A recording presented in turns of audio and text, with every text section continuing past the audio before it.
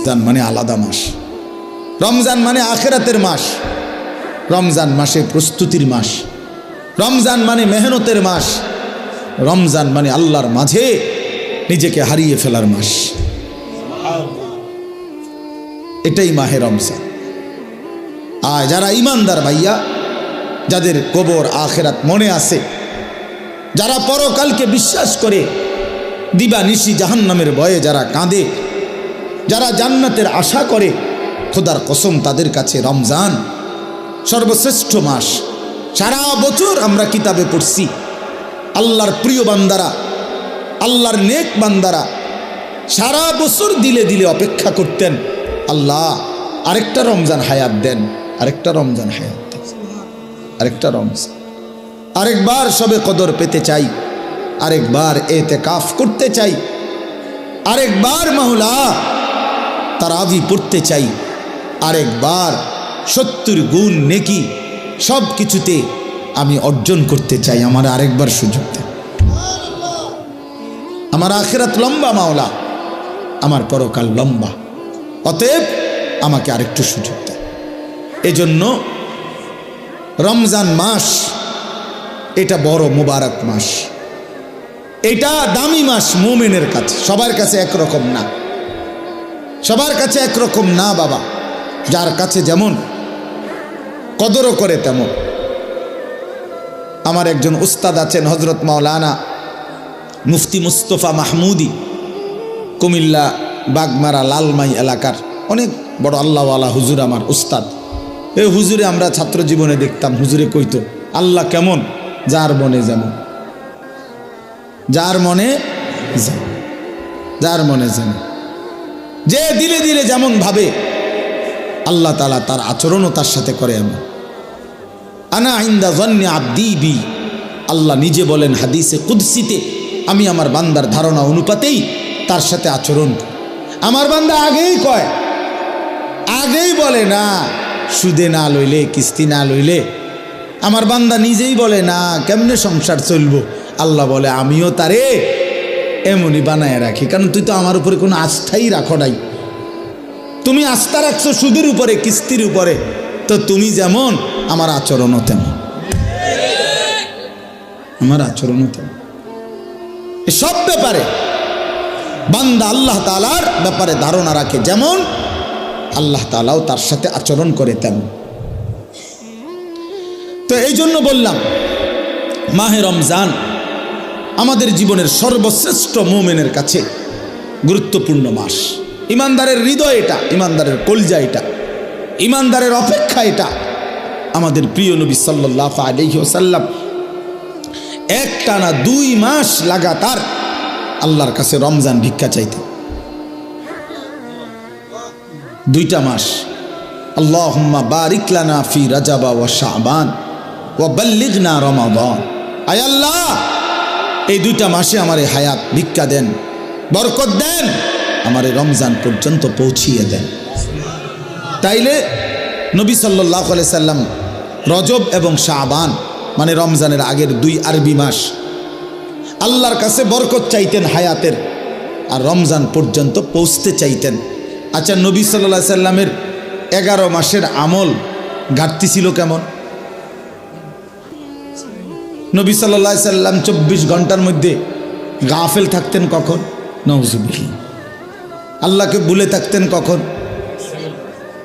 এক বুজুর্গকে জিজ্ঞাসা করছিল যে আল্লাহ নবী সাল্লাল্লাহু আলাইহি সাল্লাম তসবিহ ব্যবহার করতেন, যে আমরা যে তসবিহ গুনি, তখন উনি চমৎকার উত্তর দিছে যে শোনো বাবা, তসবিহ তো ব্যবহার করে সে যে আল্লাহকে ভুলে যায়, ফলে তসবিহ হাতে থাকলে এই তসবিহ তারে আল্লাহর কথা মনে করায় দেয়, তখন সে আবার পড়ে, আবার ভুলে যায়, আবার তসবিহ দেখলে মনে পড়ে।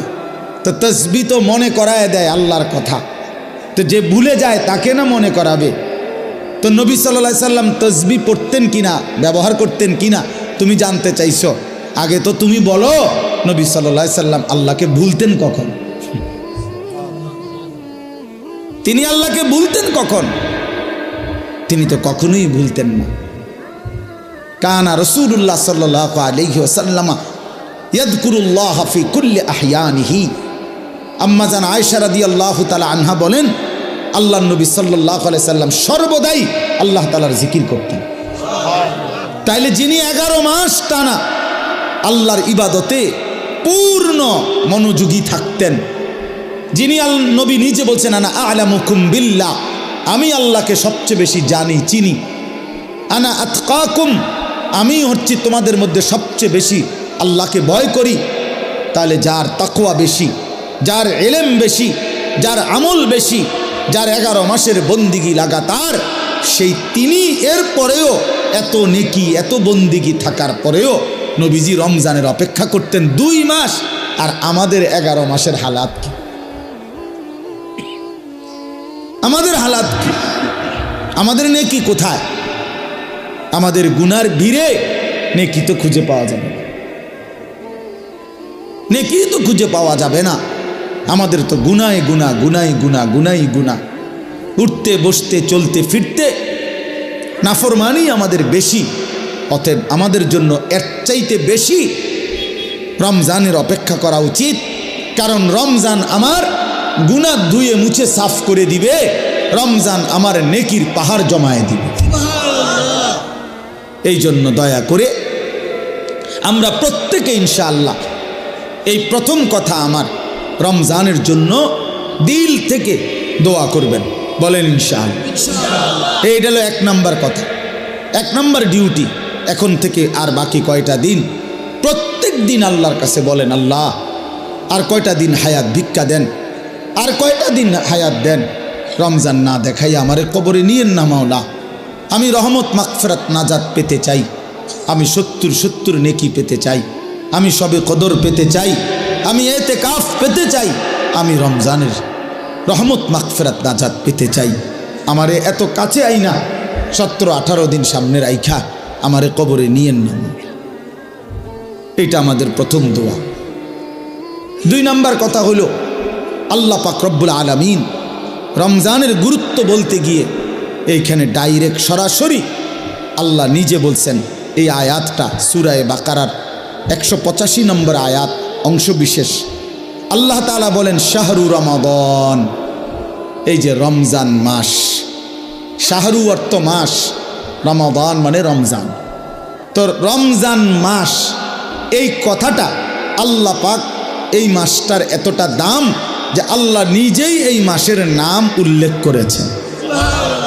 এই কোরআনুল কারিমে আরবি 12 মাসের মধ্যে আর কোনো মাসের নাম কোরআনে নাই, শুধু এইটাই আছে। মহররম, সফর, রবিউল আউয়াল, রবিউল সানি, আরও মাস আছে না আরবি, এগুলোর নাম নাই, শুধু এই রমজান মাসের নামই আল্লাহ উল্লেখ করছে, শাহরু রমাদান, রমজান মাস। অতএব যেটা আল্লাহ উচ্চারণ করছেন সেটা দামি, দামি কি না বলেন? 2, আমাদের নবীজির জবানে রমজান শব্দ উচ্চারণ হয়েছে কিনা? হয়েছে। নবীজি বারবার বলছেন, ইজা দাখালা রমাদান, যখন রমজান আসে, ফুতিহাত আবওয়াবুর রাহমা আবওয়াবুল জান্নাহ, রহমতের সব দুয়ার আল্লাহ খুলে দেয়, জান্নাতের সব দুয়ার আল্লাহ খুলে দেয়। অগুল্লিকাত আবওয়াবুন নার, জাহান্নামের দরজা বন্ধ করে দেয়।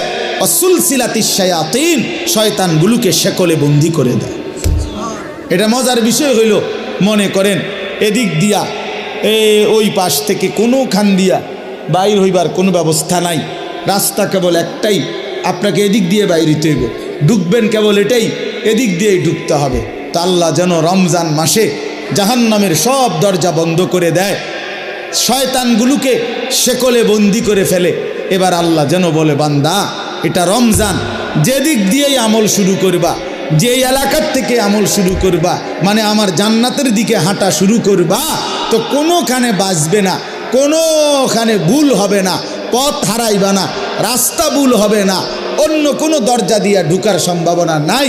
শুধু খোলা যেই দরজা, এটা শুধুই জান্নাতেরই দরজা, ঢুকলে শুধু জান্নাতেই ঢুকবে,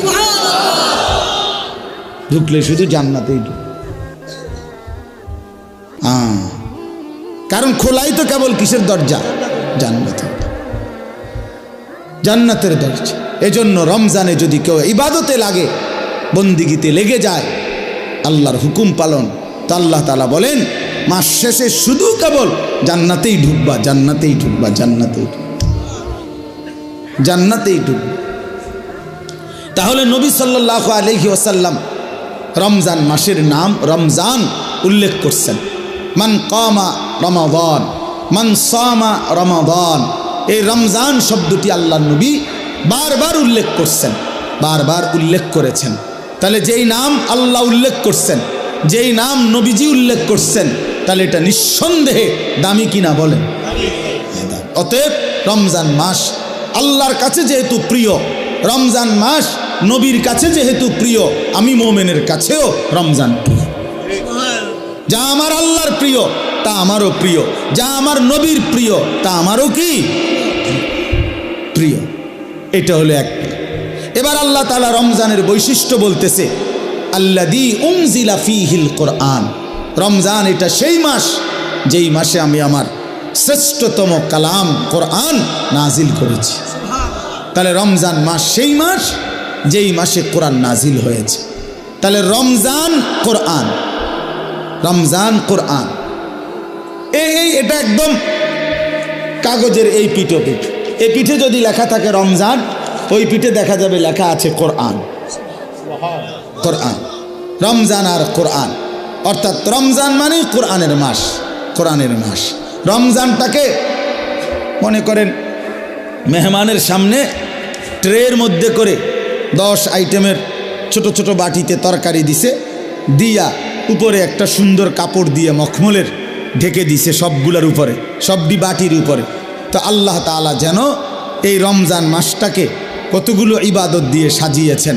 যেমন রোজা, এটা একটা ইবাদত। ইফতার, এটা একটা ইবাদত। সাহারি মানে রাত্রির খাবার, এটা একটা ইবাদত। 20 রাকাত তারাবি, এটা একটা ইবাদত। তারপরে শেষ দশকে এতেকাফ মসজিদে, এটা একটা ইবাদত। শেষ দশকের বেজর রাত্রিগুলোতে শবে কদর, এটাও একটা কি ইবাদত। এইভাবে আল্লাহ তাআলা এগুলো দিয়া সাজাইয়া এইটার উপরে যেন কোরআন নামের একটা চাদর দিয়ে ঢেকে দিছে। মানে পুরাটা রমজান কোরআন দ্বারা মোড়ানো, কোরআনের চাদরে ঢাকা। এজন্য রমজান আল্লাহ তাআলা বলছেন এটার মর্যাদা বৈশিষ্ট্য যে আমি আল্লাহ আমার কোরআন নাজিল করেছি। কোরআন নাজিল করার কারণে রমজান দামি। দামি কেমন কোরআন? হুদাল লিন্নাসি ওয়া বাইয়িনাতিম মিনাল হুদা ওয়াল ফুরকান। আল্লাহ বলেন কোরআন হচ্ছে বিশ্ব মানবতার হেদায়েত এবং হেদায়েতের স্পষ্ট পথ নির্দেশিকা, মানে কোনো বিষয় অস্পষ্ট নাই। ওয়াল ফুরকান, কোরআনই হচ্ছে সত্য মিথ্যা, ন্যায় অন্যায়, জায়েজ না জায়েজ, উচিত অনুচিতের মাপকাঠি। কোনটা করা উচিত, কোনটা ছাড়া উচিত, কোনটা ন্যায়, কোনটা অন্যায়, কোনটা উচিত, কোনটা অনুচিত, আল্লাহর কসম এটা একমাত্র কোরআনই সিদ্ধান্ত দেয়। আমার রসুলের সুন্নাহ হাদিসই শিক্ষা দেয়। এই জন্য কোরআন সুন্নাহ থেকে যে বঞ্চিত, কোরআনের জ্ঞান যে পায় নাই, রসুলের হাদিস যে শিখে নাই, আল্লাহর কসম সে ন্যায় অন্যায় চিনতেই পারে না। কোরআনবিহীন সভ্য হয় না, কোরআনবিহীন আখলাক হয় না, হতেই পারে না। পৃথিবীর আর কোনো বই দিয়া হবে না, হালাল হারাম বুঝবে না। পড়ো তো উচ্চ শিক্ষিত, কথা তো বলে শুদ্ধ, রেজাল্টও খুব ভালো, শব্দ উচ্চারণ চমৎকার, কিন্তু আজকে 5 বছর একটা মেয়ের সাথে সম্পর্ক, হাঁটে চলে মেয়ের সাথে, এটা যে হারাম এইটাও তার আন্দাজের মধ্যেই নাই। কারণ কোরআনের জ্ঞান না থাকার কারণে, কোরআন না থাকার কারণে হালাল হারামের পার্থক্য বুঝার অন্য কোনো জ্ঞান তার কাছে নাই। এই জন্য কোরআনই একমাত্র মানুষকে ন্যায় অন্যায় শেখায়। ওয়াল ফুরকান। আমরা চ্যালেঞ্জ করলাম, আমি চ্যালেঞ্জ করলাম, তোমরা ছেলেরা যারা স্কুলে পড়ো, কলেজে পড়ো, ইউনিভার্সিটিতে পড়ো, প্রিয় বন্ধু চলো সিদ্ধান্ত নিয়ে তুমি দেখাও যে কোরআনের মতো আরেকটি কিতাব বই আছে যেখানে সত্য মিথ্যা, আলো অন্ধকার, ন্যায় অন্যায়, হালাল হারাম শিখায়। আমার জীবনের করণীয় কি, বর্জনীয় কি, আমার জীবনের উচিত কি, অনুচিত কি, আমি কি করা উচিত, আমি কি বর্জন করা উচিত, এটা শিখায় এমন কোনো বই আল্লাহর জমিনে নাই কোরআনবিহীন, হাদিসবিহীন, নবীর তরিকাবিহীন নাই। এটা নাই হইতে পারে না। আমরা পড়ছি জেনারেল লাইন, আমি তো কুমিল্লা ভিক্টোরিয়া কলেজ থেকে মাস্টার্স পাস করছি, জেনারেল লাইনের পুরা পড়ালেখা করছি, সায়েন্স বিজ্ঞান বিভাগ থেকে তো এসএসসি পাস করছি, বিজ্ঞান পড়ছি আমি। অতএব বলো ভাইয়া, ভালো রেজাল্ট করছি আলহামদুলিল্লাহ, সব রেজাল্ট ভালো। তাহলে এই জন্য বললাম আল্লাহর কোরআন থেকে বঞ্চিত এই রমজানের সামনে আলোচনায় এটা আল্লাহর জন্য উল্লেখ করছে, বান্দা সর্বশ্রেষ্ঠ মাসে সর্বশ্রেষ্ঠ কিতাব কোরআন আমি নাজিল করেছি। তাইলে মানুষ হলো সর্বশ্রেষ্ঠ আল্লাহর সৃষ্টি, কোরআন হলো সর্বশ্রেষ্ঠ কিতাব, রমজান হলো সর্বশ্রেষ্ঠ মাস। অতএব সর্বশ্রেষ্ঠ যেই মানুষটা আল্লাহর কোরআন থেকে বঞ্চিত, খোদার কসম সুম্মা রাদাদনাহু আসফালা সাফিলিন, আল্লাহ বলে এবার আমাকে ছেড়ে দিলা, কোরআন ছেড়ে দিলা, তো আমি তোমাকে একেবারে নিকৃষ্ট থেকে নিকৃষ্ট স্থানে তোমারে পৌঁছায় না, নিকৃষ্ট থেকে নিকৃষ্ট স্থান। এই জন্য দয়া করে আজকে আমি এই একটা কথাই শেষে বলতে চাই, অনেক কিছু বলা দরকার, কিন্তু একটা প্রসঙ্গ শুধু বলতে চাই যে রমজান আমাদের সামনে। একে তো রমজানকে কদর করা উচিত, রমজানে ইবাদত আখিরাতের প্রস্তুতি নেওয়া। আর বিশেষভাবে অনুরোধ করছি আপনাদের কাছে, ছেলেদের বাবাদের, যে আল্লাহর কোরআন যাদের অশুদ্ধ, কোরআন শরীফ যারা পড়তে পারেন না, কোরআন শরীফের জ্ঞানের সাথে যাদের কোনো সম্পর্কই নাই, আপনারা আরেকবার ঘুরে দাঁড়ান, আরেকবার ঘুরে দাঁড়ান। কোরআনের মাসে কোরআনকে ইজ্জত করেন, তাহলে আল্লাহ বরকত দিবে। যার কোরআন, আপনার বয়স 90 বছর হোক আর 9 বছর হোক, ছেলেরা বাবা তোমরাও, পর্দার আড়ালের মা বোনরাও, বয়স্ক বাবারাও, আমরা প্রত্যেকেই রমজান আমাদের সামনে, সবাই সবার সুবিধা মতো ইমাম সাহেবের কাছে, কোনো আলেম দ্বীনের কাছে, কারো না কারো কাছে আল্লাহর কোরআন শিখেন, কোরআন শরীফ সহি শুদ্ধ করেন। এটা উচিত, এটা ইনসাফ বাবা, এটা ইনসাফ। কোরআনের জ্ঞান যার মধ্যে নাই, 60 বছর 30 বছরে যে আল্লাহর কোরআন দেখে দেখেও পড়তে পারে না, আহা বন্ধু, তার আফসোস ছাড়া জীবনটা আর কিছুই হইতে পারে না, কি হইতে পারে না। ওই মানুষটা নিয়ে আসুন, চেয়ার দেন, চেয়ার, ওই চেয়ারটা দেব না, বসে।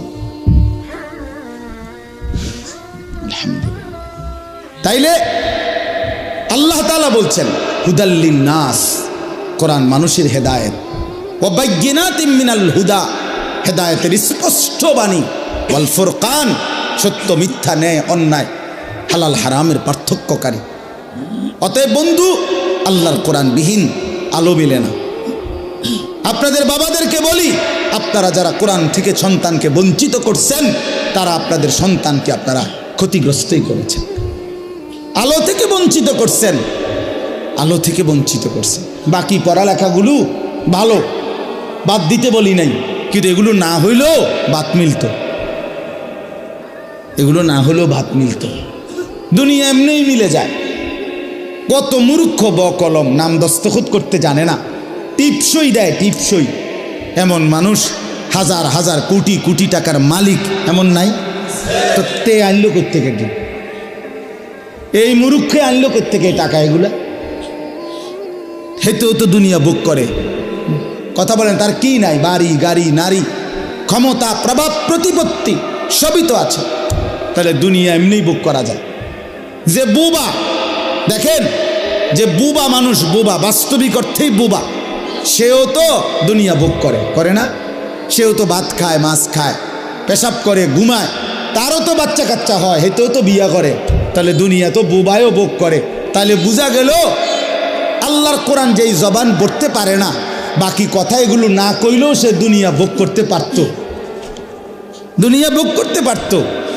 এই জন্য বন্ধু, দুনিয়া তো বেঈমানও ভোগ করে, দুনিয়া তো মূর্খও ভোগ করে, দুনিয়া তো বোবাও ভোগ করে, দুনিয়া তো জন্তু জানোয়ারও ভোগ করে, কিন্তু আখেরাত, অনন্তকালের পরকাল, খোদার কসম, কোরআন ছাড়া, নামাজ ছাড়া, সেজদা ছাড়া, আল্লাহর হুকুম মানা ছাড়া, আখেরাত আর পরকালে চোখটা বন্ধ হলে কবর থেকে নিয়ে অনন্তকাল আর কোনো দিন কোনো নাফরমান বেঈমান পাপী এক ঢোক আর পানিও মিলবে না, এক লোকমা খাবারও মিলবে। হ্যাঁ, দুনিয়া তো আজ এমনি মিলছে, ইমান না থাকলেও তো দুনিয়া মিলে, কাফের বেঈমানও তো দুনিয়া ভোগ করে মিয়া। অতএব এই আমার শেষ কথা, দয়া করে এটা ভাবতে শিখেন। আমার পরম শ্রদ্ধেয় হযরত মাওলানা মুফতি দ্বীন মোহাম্মদ আশরাফ সাহেব দামাত বারাকাতুহুমুল আলিয়া, তিনি এসেছেন, কথা বলবেন। মনোযোগ সৃষ্টি হয়, অনুভূতি জাগে, বিবেক জাগে, আস্তে আস্তে নিজের পরিবর্তন নসিব হয়। কিন্তু আমি যদি আমার খামখেয়ালির উপরেই থাকি তাহলে পরিবর্তন হবে কিভাবে?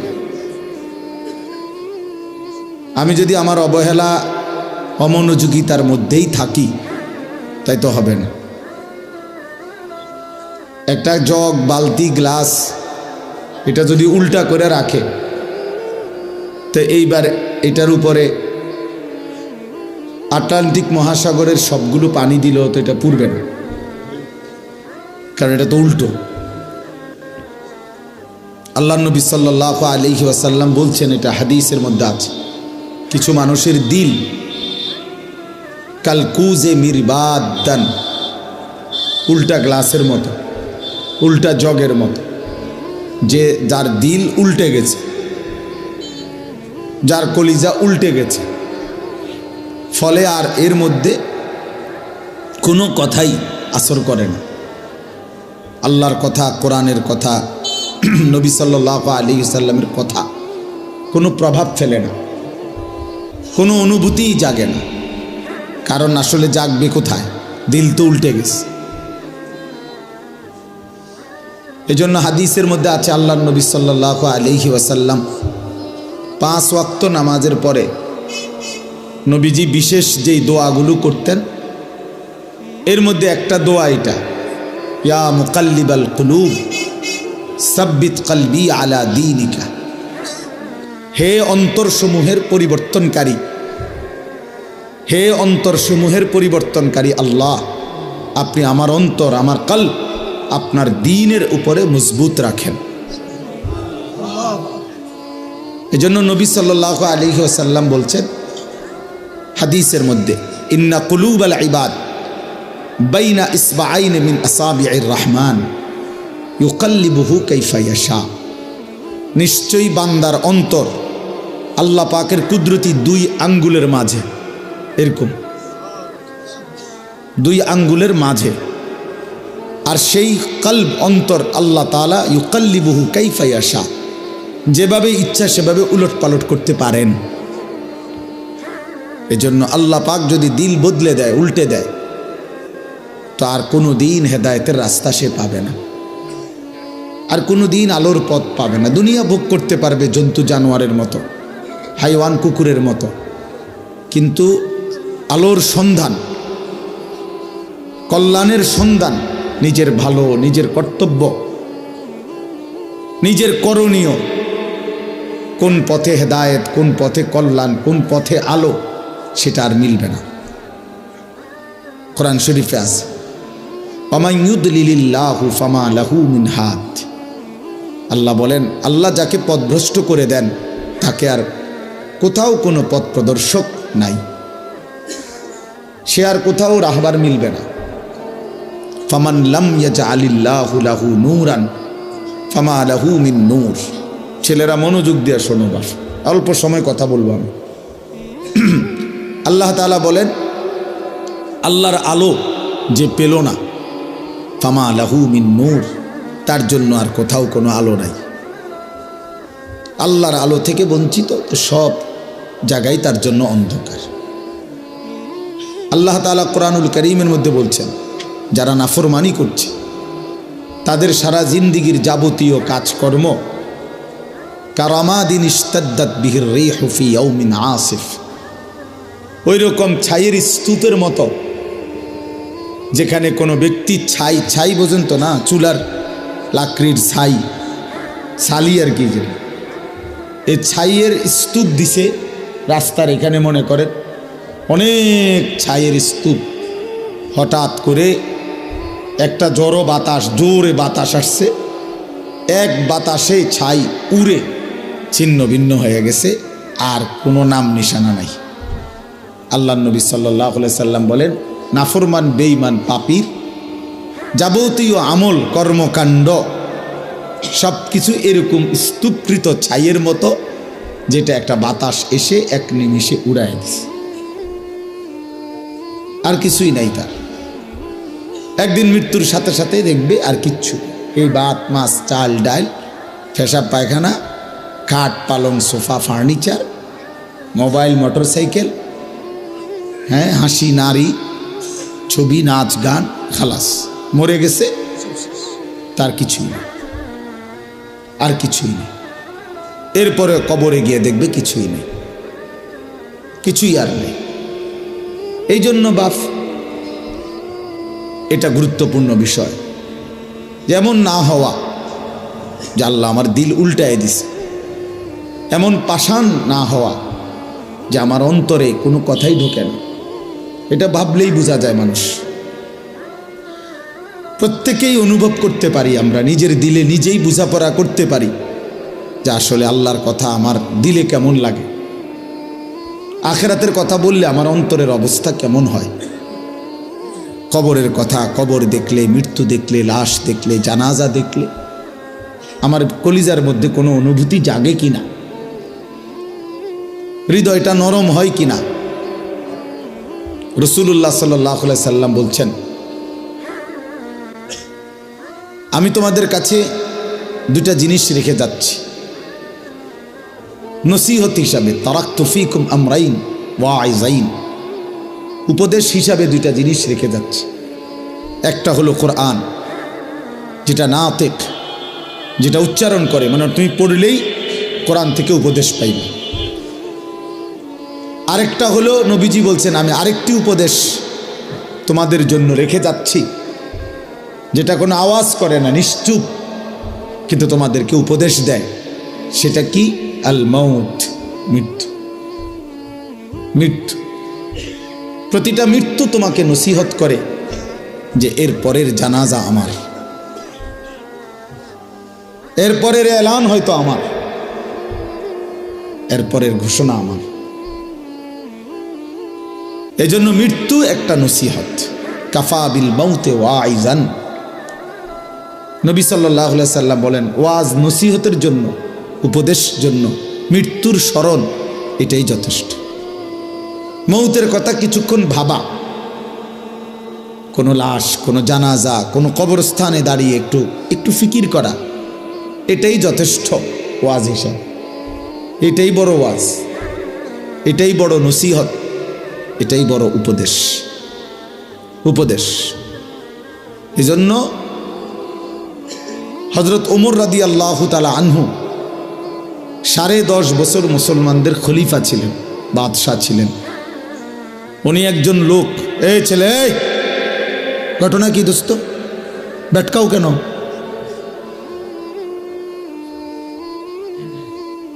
ফাজলামি করলে চলে যাও, আরো দুজন মানুষের জায়গা দাও, বেচারা কষ্ট করে দাঁড়ায় রয়েছে। কি ভাবছো দোস্ত? এর খামখেয়ালির জায়গা না। চেনো না আমারে, কোনো সময় দেখছো না? দুষ্টামি করো না, রসিকতা আমি পছন্দ করি না বাপ। তোমার আমি তো এখতিয়ার দিছি যে তুমি চলে যাও, কোনো অসুবিধা কি আমার? আমি বাস্তবিক অর্থ শ্রোতা গণি না, এটা সবাই জানে। আজকে 22 বছর 21 বছরের জীবনে আমি কম হোক বেশি হোক আমার এতে কোনো আপত্তি নেই, আসলেই না। আমি এটা কোনো বিষয় মনে করি না। জনপ্রিয় অজনপ্রিয় এটি কোনো কথা না, বুঝেন নাই? এটা কোনো কথা না। একারে 10 কোটি মানুষ আমার চিনছে, তো কি আমার কবর রাজাব মাপ? বুঝেন না আপনার কথা? তো তার কি, আরে চিনলেই কি আর না চিনলেই কি? আমার আল্লাহ আমারে মাফ করবে কিনা এটা হলো আমার চিন্তা। আপনি একারে সারা বাংলাদেশ আমার মাথা তালগি দিয়ে নিলে কি তারপরে কি আমি কি হবে এতে? তাইলে এটা কোনো কথা না, এটা কোনো বিষয়ই না, এটা কোনো মূল বিষয় না। লোক হইছে, লোক হয় নাই, এইটা কোনো আলোচ্য বিষয় না। আল্লাহর কথা বলতে পারা এটাই সৌভাগ্য, শুনতে পারা এটাই সৌভাগ্য, আয়োজন করতে পারা এটাই সৌভাগ্য। কয়জনের জন্য কয়জনে শুনছি, কয়জনের বলছি, এত কিছু আমার দরকার। আল্লাহর কথা বলতে থাকা, যেখানে সুযোগ হয়, যতক্ষণ সুযোগ হয়, উপরে নিচে, এখানে সেখানে, দুয়ারে দুয়ারে বলতে থাকা। এবং আল্লাহর পথে যত ব্যথা, যত বেদনা, যত দুঃখ, যত অপমান, যত লাঞ্ছনা, সব সয়ে যাওয়া। कभी आरश पर, कभी फरश पर, कभी उनके दर, कभी दर बदर, गमे आशिकी तेरा शुक्रिया, मैं कहाँ कहाँ से गुजर गया। আল্লাহর পথে সব বেদনা, সব অপমান, আল্লাহ তবুও তোমার শুকরিয়া। তোমার কথা বলতে গিয়েই বেইজ্জতি হয়েছে, অসুবিধা কি? গমে আশিকি তেরা শুকরিয়া, মাই কাহা কাহা সে গুজর গায়া। আমি কই থেকে কই ছুটে গেলাম, তোমার জন্যই ছুটলাম, তোমার জন্যই ছুটলাম, তোমার কথাই ফেরি করলাম, ফেরি করলাম। গতকালকেও আমি রাত্রে শেষ যখন বয়ান শেষ করছি, লাস্ট রাতের 1:20 বাজে, হ্যাঁ শুরু হয়েছে জোরের পড়তে। কোথায় গেছি, কতক্ষণ করছি, কি কিচ্ছু আমার হিসাব কিতাব, চলছো তো চলো ভাইয়া, বলতে থাকো, খালাস। এই জন্য বললাম দোস্ত আমার রাগ হইও না, খামখেয়ালি করাটা আমি পছন্দ করি না। আমার কথা হলো কম হোক, মনোযোগ দিয়ে শোনো, এতে বরকত। একদিনে তুমিও বদলাইতা না আমি জানি, কিন্তু আন্তরিকতা থাকলে, মনোযোগ থাকলে একদিন সত্যি সত্যি আল্লাহ চাইলে বদলে যায়। 100 খুনের আসামি আল্লাহর ওলি হইছে, বেশ্যা পতিতা নারী সেও আল্লাহর ওলি হইছে, তুমি হইতা না। জগৎ বিখ্যাত ডাকায় তো কি হইছে, আল্লাহওয়ালা হইছে, তুমি হইতা না। তুমি তো এর চাইতে খারাপ হয়ে যাও নাই, তো তুমিও ভালো হয়ে যাবে ইনশাআল্লাহ। কিন্তু আন্তরিকতা দরকার, দিল দরকার, বা আল্লাহর কথার প্রতি মনোযোগী হওয়া দরকার, আল্লাহর কথার প্রতি মনোযোগী হওয়া দরকার। এই জন্য আমি এটা একটু শক্ত। আমার কথা হলো শতভাগ মনোযোগ দিয়ে, এই যে আমি এই জন্য মোবাইলের কথা বলছি, অর্থাৎ মোবাইল ধরে রাখলে না হাতে সারাক্ষণ নজর যায় ওটার দিকে, মানে একটু পরপর এটা মনে পড়ে, এটা তো ওডের নি, একবার ছোটো করে, একবার বড় করে, একবার একটু চাপ দেয়, একটু নিচে নেয়, মানে দেখবেন মানে বেচারার টেনশনটা কাজ করে কি। তো এটারে তো তুমি অনেক কিছু করলা, কিন্তু তোমার নিজের কলিজার মধ্যে কি ঢুকছে এটা কও। মোবাইলের একবারে ছবিটা সুন্দর উঠছে, আওয়াজটা ক্লিয়ার উঠছে, সব ঠিক আছে, তো এটা দিয়ে কি লাভ হইল? আমি সুন্দর হলাম কিনা, আমি কিছু বুঝলাম কিনা, আমার ভিতরে একটা আফসোস আসছে কিনা, আমার হৃদয়ের মধ্যে একটু ফিকির অনুভূতি জাগছে কিনা, যে হায় আমি কি করছি, আমার কি করা উচিত ছিল, আমি কে, আমি আসলাম কোত্থেকে, কে আমাকে বানাইলো, কে আমাকে বানাইলো। ওই মৌলানা বলতেছিল যে আল্লাহ জানতে চাইবে বান্দা আমি কি একটাবারও আমার ডাক শুনতে পাই নাই? কেমনে পারলা? সারাদিনে কতজনরে ডাক দিলা, তুমি কি পারলা না একটাবার আমারে ডাকতে? কতজনের কত আবদার রক্ষা করলা, আমি তোমার কাছে কয়েকটা সেজদা চাইছি, আমি কি তোমার কোনো উপকার করি নাই? আজকের সারাদিনে আমি কি তোমাকে লালন পালন করি নাই? খোদার কসম হাদিসে আছে, আল্লাহ পাক হাসরের ময়দানে জিজ্ঞেস করবে, বান্দা আলাম নুসিহ জিসমাক, এই প্রথম প্রশ্ন করবে এটা। বান্দা বলো তো মোট এতদিন আমি কি তোমার শরীরটা সুস্থ রাখি নাই? বলো মাথা ব্যথা ছিল কয়বার? মাথা স্বাভাবিক ছিল কয়বার? বলো পেট ব্যথা হয়েছে জীবনে কয়বার? পেট স্বাভাবিক ছিল কয়বার? হাত ব্যথা পাও ব্যথা হয়েছে কয়বার? সুস্থ স্বাভাবিক ছিলে কয়বার? শোনো এবার হিসাব নাও বান্দা, এই হিসাবের আলোকে বলো, অনুরভিকা মিনাল মা, প্রতিবার তৃষ্ণার্ত অবস্থায় আমি কি তোমাকে পানি পান করাই নাই? আল্লাহ পাক জিজ্ঞেস এই হাসরের ময়দানে হাদিসে আছে সর্বপ্রথম আল্লাহ পাক বান্দাকে প্রথম প্রশ্ন কি করবে, এইটা করবে, এই দুইটা কথা জিজ্ঞাসা করবে, এরপরে কথা আরও চলবে। বাকি প্রথম বলবে, বলো তো আমি কি মোট এতদিন এত ঘন্টা তোমাকে সুস্থ রাখি নাই? আমি কি তোমাকে তৃষ্ণার্ত অবস্থায় প্রতিবার পানি পান করাই নাই? একবারও মনে পড়লো না আমার? এমন তৃষ্ণার মুহূর্তে যদি এক গ্লাস পানি না পাই তা কি হইতো? অথচ সেই পানি পান করে একটা বার আলহামদুলিল্লাহ বলতে হয়, এটাও তো বললাম, এটাও তো কোনোদিন শিখলা না যে আল্লাহর দেওয়া রিজিক, আল্লাহর দেওয়া পানীয় ভোগ করার পরে আলহামদুলিল্লাহ বলতে হয়। বহু নাফরমান তো এটাও জানে, এটাও তো জানে। পেট ভরে খেয়ে তো একটা বার আলহামদুলিল্লাহও বলে না। মানে জন্তু জানোয়ারের খাবার, হাইওয়ান জানোয়ার যেমন জানে না কিছুই, এও জানে না। এই জন্য বাপ চলেন আমি আমার আয়াতটা বলি। তাহলে আমার বলার উদ্দেশ্য হলো আমরা এই কথা হৃদয় দিয়ে অনুভব করা, আমাদের আখিরাত আছে, আমাদের পরকাল আছে, আমাদের মৃত্যু পরবর্তী একটা জিন্দিগি আছে, এটা নিশ্চিত, এটা সত্য, শতভাগ সত্য।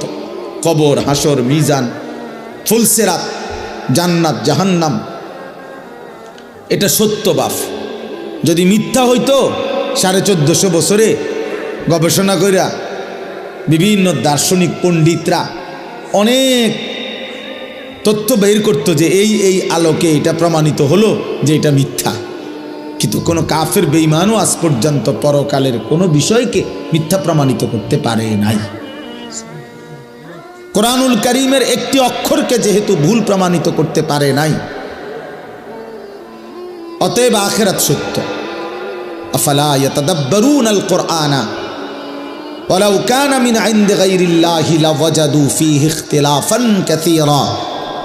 আল্লাহ বলে, আমার বান্দারা কোরআন পড়ে দেখো না কেন, কোরআন গবেষণা করছো না কেন, দেখো না এক একটা আয়াত মিলায়া দেখো। যদি এই কোরআন অন্য কারো কাছ থেকে আসতো আমি আল্লাহ ব্যতীত, তাহলে যেই কোনো চিন্তাশীল বুদ্ধিমান ব্যক্তি গবেষণা করলেই তার মধ্যে অসংখ্য ভুল ত্রুটি ভ্রান্তি খুঁজে পেত। আল্লাহ ভিন্ন যেই লেখে, যেই বলে, তার কথা বক্তব্য লিখনির মধ্যে ভুল হয়ই হয়। 1 লক্ষ কথাও যদি সঠিক হয় 10টা কথা ভুল হয়, ভুল হয়। আমরা একেবারে আমগো যেই কোনো ওয়াইজেরও আমনে যদি খেয়াল করে এখন আপনি হয়তো কইতে পারবেন যে হুজুর এই শব্দটা এমনি না করলে ভালো হতো, এটা এমনি করলেও পারতো। কথা বুঝেন নাই আমার? আমি হয়তো বুঝছি এমনি কইছি, আপনার বিবেচনায় যে না এটা এমনি করলেও পারতো।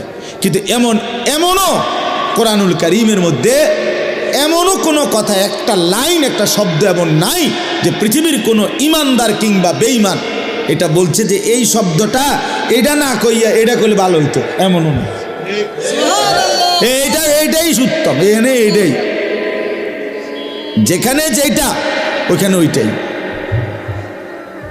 এখানে এর চাইতে সুন্দর শব্দ নাই, এর চাইতে চমৎকার উপস্থাপনা হইতে পারে না, এর চাইতে চমৎকার শব্দের গাঁথুনি, একটার পর একটা শব্দ চয়ন এর চাইতে চমৎকার হইতে পারে না।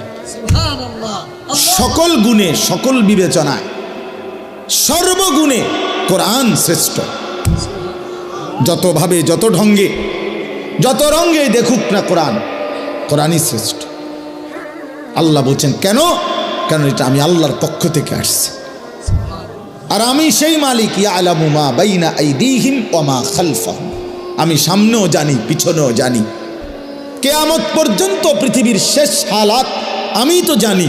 তো কাজেই আমার কথার মধ্যে ভুল ভ্রান্তি অযৌক্তিক হবে কেমনে? পৃথিবী আধুনিক হইতে হইতে কই যাইয়া পৌঁছবে এটা আল্লাহ জানে না তো? তাইলে এই জন্য বাপ কোরআনুল কারীমের কথাই শ্রেষ্ঠ কথা। আফালা ইয়াতাদাব্বারুনাল কুরআনা আম আলা কুলুবিন আকফালুহা। আল্লাহ বলেন, হায় বান্দারা, কি হলো তোমাদের? তোমরা যে কোরআন পড়ছো না, কোরআন গবেষণা করছো না কেন? নাকি তোমাদের অন্তরগুলো তালাবদ্ধ? আম আলা কুলুবিন আকফালুহা, নাকি তোমাদের দিলগুলো তালা মারা? এই বাপ ভাইয়া, ছেলেরা, বাবারা, মুসলমান হওয়ার পরও যারা কোরআন পড়েন না, বুঝেনও না, 2-4 লাইন শব্দ তেলাওয়াতও করেন না, সত্য কথা হইল আপনার কোনো দিল নাই, আপনার আসলেই কোনো অন্তর নাই। এটা তালাবদ্ধ, এটা একটা জমাট পাথর ছাড়া আর কিছু। আম আলা কুলুবিন আকফালুহা, আল্লাহ পরিষ্কার বলছে। কোরআন পড়ছো না কেন? কোরআন নিয়ে ভাবতেছো না কেন বান্দা? নাকি তোমাদের অন্তরগুলো তালাবদ্ধ? তার মানে বোঝা গেল যে আল্লাহর কোরআন নিয়ে ভাবে না, আল্লাহর কোরআন পড়ে না, আল্লাহর কোরআন বোঝে না, খোদার কসম তার কোনো অন্তরে নাই, তার কোনো দিল নাই, তার দিল তালাবদ্ধ, ওইটা জমাটবদ্ধ পাথর ছাড়া আর কিছু। দুনিয়া ভোগ করে তো, দুনিয়া তো আতফাও দিয়ে না ভোগ করে, চোখ নাক কান দিয়ে ভোগ করে, দিল কোনো কাজ করে না। এই জন্য আমরা কোরআনুল কারীমের দিকে ফেরা দরকার, আমাদের আখিরাতের দিকে ফিরা দরকার, আমাদের বিবেককে কাজে লাগানো দরকার। আমরা এটা ইনসাফের সাথে ভাবা উচিত। প্রিয় ভাই আমার, বন্ধু আমার, ছেলেরা আমার, বাবারা আমার, বাস্তবিক অর্থে আমাদের সব কিছু সুন্দর ছিল, আমরা সব সুন্দর, সব শ্রেষ্ঠ রেখে একেবারেই অসুন্দর, অযৌক্তিক, ফালতুর পিছনে আমরা জীবনটা শেষ করে দিচ্ছি।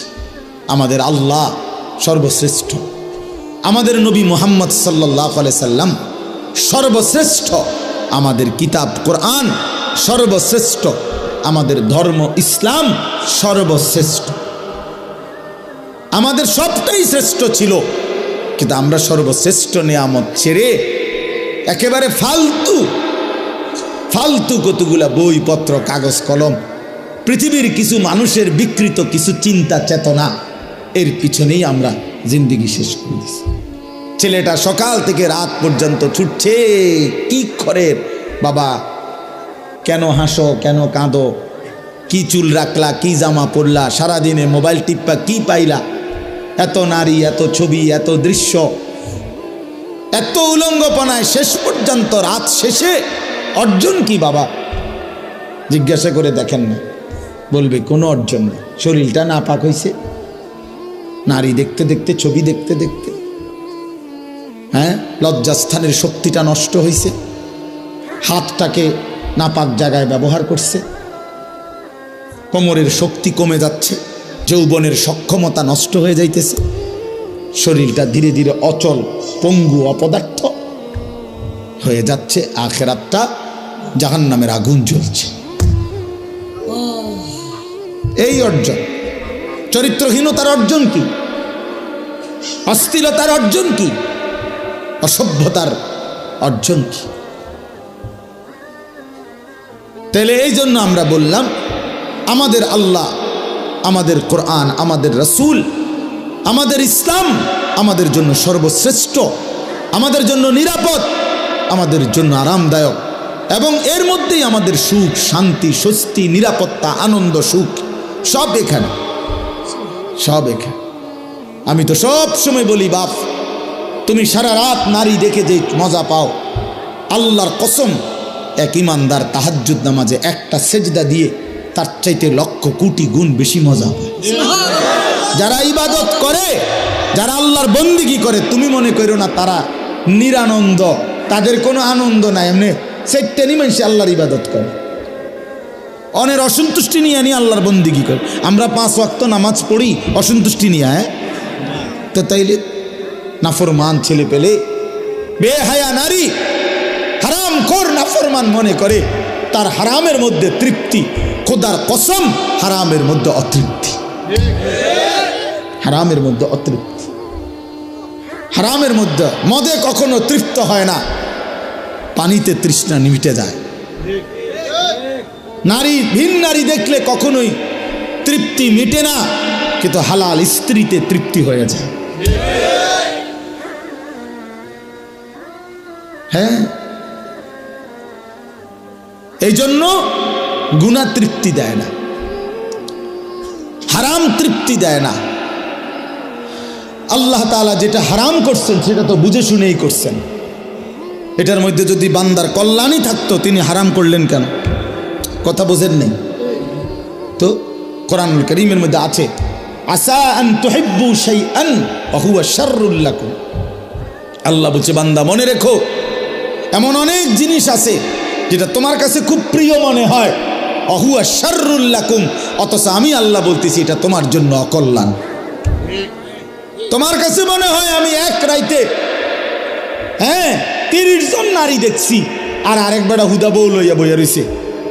আমি তো সারা পৃথিবীর নর্তকী দেখলাম, উলঙ্গ ছবি দেখলাম, আমি না বেশি মজা পাইলাম না। আল্লাহ বলে, না বান্দা, তোমার কাছে যদিও মনে হয়েছে এটা ভালো, কিন্তু এর পিছনে শাররুন লাকুম, অকল্যাণ। এটা তোমার চরিত্র নষ্ট করে, এটা তোমার আখলাক নষ্ট করে, এটা তোমার শরীরের সক্ষমতা নষ্ট করে, এটা তোমারে মানুষের চোখে ঘৃণিত করে। কোনো লম্পটকে, কোনো চরিত্রহীনকে পৃথিবীর কেউ 2 পয়সার কোনো মূল্য দেয় না। রাস্তার কুকুর বিড়ালের সমান মর্যাদাও দেয় না বেটা। একটা ছেলে নয়তো চ্যালেঞ্জ করে বল বেটা, দাঁড়া এখন, বেনামাজি নাফরমান, তোরে কেউ সম্মান করছে জীবনে, কেউ ইজ্জত করে ভালোবাসছে, মহব্বত করে বুকে টেনে নিছে, বল তুই বেটা। তোর সামান্য কিছু দুশ্চরিত্র লম্পট ছাড়া তোরে কেউ ডাক দিছে বেটা, ঠিক কর, বল বেটা। যে হুজুর আমারে, আমি সারা রাত নারী ছবি দেখি আর পরও মানুষ আমারে আদর করছে, কেডা সে ধারো দুসাই, তোমারে কে আদর করছে? কে তোমারে সম্মান করে? কে তোমারে দেখলে বলে আহা ছেলেটা কতটা ভালো? না না, মানুষ আলোকে আলোই বলে, অন্ধকারকে মানুষ অন্ধকারই বলে, রাতকে মানুষ রাতই বলে, দিনকে মানুষ দিনই বলে, সাদাকে সাদাই বলে, কালোকে কালোই বলে। অতএব বাটপার সিটার রে মানুষ বাটপার সিটারই করে। হ্যাঁ, আমনে সুদখোর, আমনের মানুষে দেখলে গো মাশাআল্লাহ জোনায়েদ বাগদাদি নাও, হ্যাঁ বাইজিদ বুস্তামি স্বাস্থ্য পাই না যায় ওরা, মানুষে ব্যাক কল, মানুষে চিরা খায়, আমনে হুদা ভাত খায়। মানুষে বাটপার রে বাটপার হিসাবে সিটার রে সিটার হিসাবে মানুষ, ইমানদারকে ইমানদার হিসাবে। মানুষের চোখ ভুল হয় না। অফিকা উয়ুবুন ওয়ালিন্নাসি আয়ুন, আরবি ভাষার প্রবাদ এটা। আরবি ভাষায় বলে আর কি, অফিকা উয়ুবুন ওয়ালিন্নাসি আয়ুনুন, তোমারও দোষ আছে, মানুষেরও চোখ আছে। এটা একটা আরবি প্রবাদ। তোমারও কি আছে? মানুষেরও চোখ আছে, চোখ চোখ আছে। কেমনে আড়াল করবা? রাইতের অন্ধকারে গুনাহ করে। আল্লাহর নবী বলছে, খোদার কসম নবী বলছে, উম্মত অন্ধকারের একাকিত্বের গুনাহ দিনের আলোয় আল্লাহ চেহারায় ভাসিয়ে দেয়। এই জন্য মানুষ দেখলেই বুঝে তারে দেখতে চোরের মতো লাগে। কিরে তারে দেখতে দি ফুটটা ঘরের মতো মনে হয়, হ্যাঁ, তার তো গতিবিধি সন্দেহজনক, তারে দি বাবা ঘরের মতো না মনে হয়। কে ঘটনা কি? তার বাবা তো আলগা খাইছে, কথা বোঝেন না। বাবা তো খাইছে কি গোপনে, গোপনে খাইছে না তো এখন বুঝা যায় কেন? হ্যাঁ, মানুষ তাহলে বলে কেন? মানুষের চোখে এটা ধরা পড়লো কেন? এটা আল্লাহ তাআলা এই নাফরমানের চেহারার মধ্যে গুনার চিহ্ন ভাসায় দেয়। এজন্য বাবা, তোমরা যারা নামাজ পড়ো না, আমি দাঁড় করাই দেই। আমি তো এখন দাঁড় করাইতে পারি এখানে। তোমরা যারা নামাজ পড়ো না, এই অসভ্যদেরকে তো আমি এখন দাঁড়াইতে পারি। বেনামাজি তো অসভ্য, বেনামাজি তো নির্লজ্জ, বেনামাজি তো বেহায়া, বেনামাজি তো হাইওয়ান, বেনামাজি তো জানোয়ার, বেনামাজির জিন্দিগি তো কুত্তার জিন্দিগি। কোরআন শরীফে বলছে, কোরআন শরীফ, ওয়াত্তাবা হাওয়াহু ফামাসালুহু কামাসালিল কালব। আল্লাহ বলছে, মনের ইচ্ছা মতো যে চলে তার উদাহরণ কুত্তার মতো। কোরআন শরীফের আয়াত। হ্যাঁ হ্যাঁ, মনে রাখো বাবা, যার কপালে সেজদা নাই তোমার জীবন কুত্তার জীবন। কুত্তার জিন্দিগি, কুত্তার জিন্দিগি। এই জীবন কুকুরের জীবন, এই ঘুম কুত্তার ঘুম, এই খানা কুকুরের খানা, এই ভোগ কুকুরের ভোগ। কুকুর যেমন লজ্জা শরম নাই, যত্র তত্র তার জেনা ব্যভিচার করে, তোমারও কোনো লজ্জা শরম নাই, যাকেই দেখো তাকেই দেখতে মন চায়। এ জীবন কুকুরের জীবন। কোরআন শরীফ আল্লাহ বলছে ফামাসালুহু কামাসালিল কালব। কালব অর্থ কি? কুকুর। কুকুর, কালবুন অর্থ কুকুর। আল্লাহ আমাদেরকে বুঝ দান করেন। আমি যে আয়াতটা পড়ছি, মাহে রমজান, আমাদের সামনে রমজান, আর মাত্র 18-19 দিন, 10 তারিখ আজকে চলে গেছে। তাহলে পহেলা মার্চ যদি রমজান হয় 18 দিন, 2 মার্চ যদি রমজান হয় 19 দিন। এই 18 থেকে 19 দিন আমাদের সামনে আর বাকি। মাহে রমজান, মাহে রমজান। এক মুমিনের যদি ফিকির করো, বাপ আমি এতগুলো কথা শক্ত বলছি, এতগুলো কথা কঠিন করে বলছি বাবা, এবার যদি আমরা ফিকির করি, না আসলেই আমি কেন জানোয়ার হব, আমি কুকুর হব কেন, আমি মুসলমান, আমার একটা আত্মমর্যাদা আছে বাবা, আমার একটা আত্মসম্মান আছে, আমার একজন আল্লাহ আছে, আমার একজন নবী আছে, আমার একটা মা আছে, আমার একজন বাবা আছে, আমি মারে কেন বেইজ্জতি করব, বাবারে কেন অপমান করব, আল্লাহকে কেন অবহেলা করব? এতটুকু যদি ভাবনা হয়, নিজেদের জীবন যদি ইমানের জীবন, মুসলমানের জীবন আমার মনে পড়ে, তো সেই জীবন গড়ে তোলার, সাজিয়ে তোলার সর্বশ্রেষ্ঠ মৌসুম, সিজন মাহে রমজান। আমার পরম শ্রদ্ধেয় হযরত মাওলানা মুফতি দ্বীন মোহাম্মদ আশরাফ সাহেব দামাত বারাকাতুহুমুল আলিয়া, তিনি এসেছেন, কথা বলবেন। আপনারা সবাই মনোযোগ দিয়ে বসেন। নওজোয়ান ছেলে তোমরা উঠাউঠি করো না বাবা, আল্লাহর দোহাই কেউ উঠাউঠি করো না, মেহেরবানি করে, এটা অভদ্রতা। হুজুর কথা বলবেন, অল্প সময় দোয়া করবেন। তো আমার অনুরোধ রইল বাপ, ছেলেদেরকে বলি বাপ, রমজান মাস, অনেকের পড়ালেখার ব্যস্ততা, স্কুলের ব্যস্ততা কিছুটা কম হইতে পারে, অথবা ব্যস্ততা থাকলেও একটু সময় বের করে আল্লাহর কোরআন শিখার ফিকির করেন। বয়স্ক বাবারা যারা আছেন, চা দোকানে আড্ডা না দিয়ে কোরআন শিখেন। মা বোনদেরকে বলেন আল্লাহর কোরআন শিখতে, তাইলে রমজানের কদর হবে, রমজানের সম্মান জানানো হবে। কোরআনের মাসে কোরআনকে আমি স্বাগত জানাইলাম। আল্লাহর নবী সাল্লাল্লাহু আলাইহি সাল্লাম বলছেন, শেষ কথা হইল, নবীজি বলছেন আল্লাযী ইয়াকরাউল কোরআনা ওয়া হুয়া মাহিরুন বিহি মা'আস সাফারাতিল কিরামিল বারারা। আল্লাহর নবী সাল্লাল্লাহু আলাইহি সাল্লাম বলেন যে বিশুদ্ধভাবে, সুন্দরভাবে আল্লাহর কোরআন পড়তে পারে, পড়তে থাকে, সে নেককার, পুত, পবিত্র, সম্মানিত ফেরেশতাদের সাথী হবে। আর ওয়াল্লাযী ইয়াকরাউল কোরআনা ওয়া হুয়া ইয়াতাতা'তাউ ফীহি ফালাহু আজরান। নবীজি কি সুন্দর কথা বলছে। নবীজি বলছে, আর যারা কোরআন পড়তে গিয়ে ঠেকে, মানে ঠেইকা ঠেইকা পড়ে, কষ্ট হয় বেচারা, নতুন শিখছে, নতুন শিখতেছে, ঠেইকা ঠেইকা ভাঙ্গা ভাঙ্গা খুব কষ্ট করে পড়তেছে, শিখতেছে, আল্লাহর নবী বলেন ফালাহু আজরান, আমি নবী বললাম আমার সেই বান্দা, সেই উম্মতের জন্য প্রতি অক্ষরে অক্ষরে দ্বিগুণ দ্বিগুণ নেকি, ডাবল ডাবল নেকি দেওয়া হয়। এক তো কোরআন পড়লা, আরেক তো কষ্ট সত্ত্বেও কষ্ট করে উচ্চারণ করার চেষ্টা করল। অতএব নতুন করে শিখে যদি কষ্টও করেন তা আপনি ঠকবেন না, বরং দ্বিগুণ নেকি পাবেন ইনশাআল্লাহ। এজন্য আমরা প্রত্যেকেই এবারে রমজানে চেষ্টা করেন আল্লাহর কোরআন শিখান। আল্লাহ আমাদেরকে তৌফিক দেন, কবুল করেন, আমিন।